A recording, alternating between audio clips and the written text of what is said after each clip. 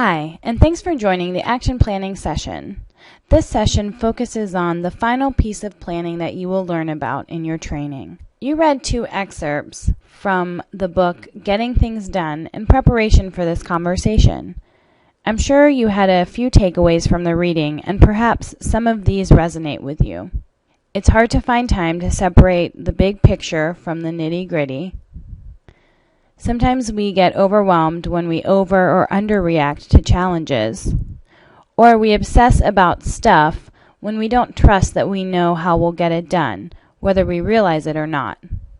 The big takeaway is that at Institute, the sheer number of things that need to get done in a small space of time can be overwhelming if you don't have systems in place from the start to capture them, so you can spend your time getting things done, not deciding what to do next, and so you can properly structure your time. So it's important to note that an action plan is more than just a to-do list. It's the one place where you keep track of the actions related to your multiple projects, where you note check-in topics and big ideas, and one-off requests shouted to you from down the hall. Based on what you've read and what you've used in the past to stay organized, hopefully the following must-have elements stand out to you. First, a schedule element, a way to note deadlines. Second, a prioritizing element. Third, a people element. Fourth, an easy way to check things off and add things. Fifth, actionable items only. Sixth, a one-stop shop. And lastly, a long-term element, a way to capture things for next week. One additional element for your action plans should be a way to track your hours and breaks. Capturing the actual hours you work in your action plan will allow you to better monitor your time and ensure you're accounting for all the work that you do on your timesheets. You should use a paper-based action planning system for Institute, given that you will not be in front of your computer every second and that you may need to share your action plan with your manager. Ultimately, your system has to work for you. You can't force it, otherwise you won't do it. Figuring out what your action plan will look like is an important step. And in a second, we're going to look at some action plan templates that you might adapt for yourself. But first, let's talk about the steps you should take to actually create your action plans each week. Take a moment to jot down a few steps you feel like you would need to take in order to create a weekly action plan.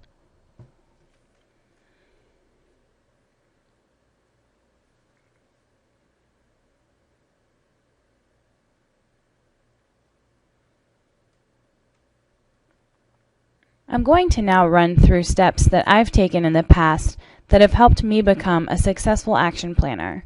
An important step in action planning is blocking off time to do it weekly and hold that time sacred.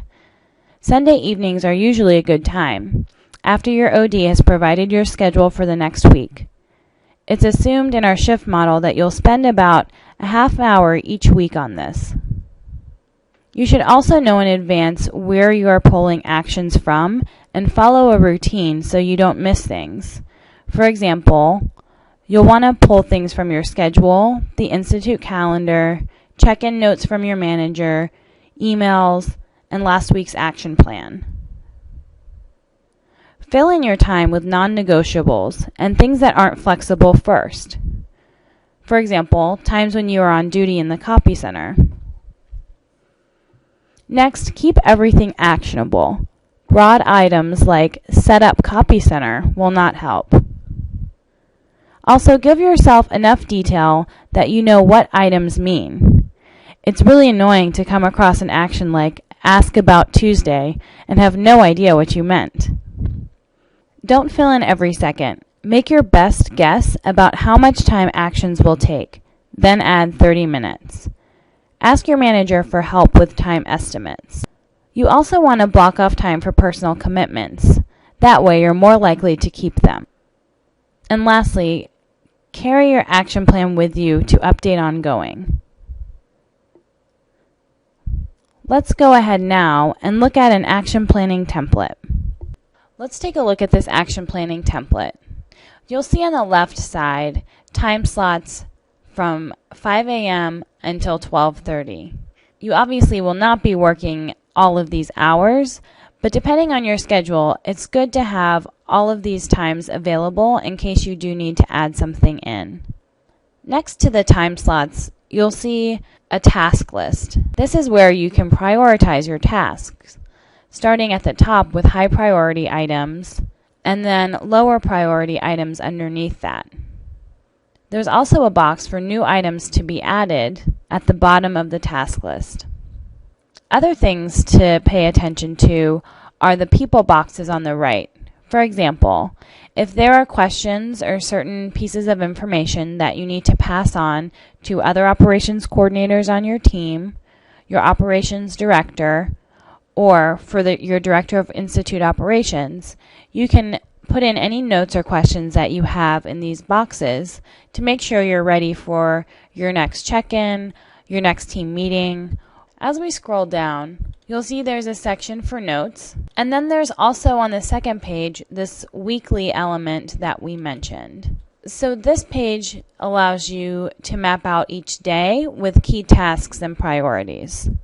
At the bottom, there's a box for next week as well, so you can capture notes and action items that you want to be sure to remember for next week's action plan. Again, this is just one example template of something that you could use to help you stay organized during Institute.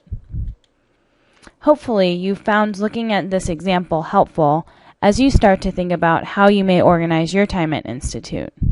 Before we wrap up, I do want to be clear that your Director of Institute Operations and Operations Directors will set the expectations and guidance for your action planning, so you will hear Institute-specific details on this topic from them. Thanks for your participation in this session.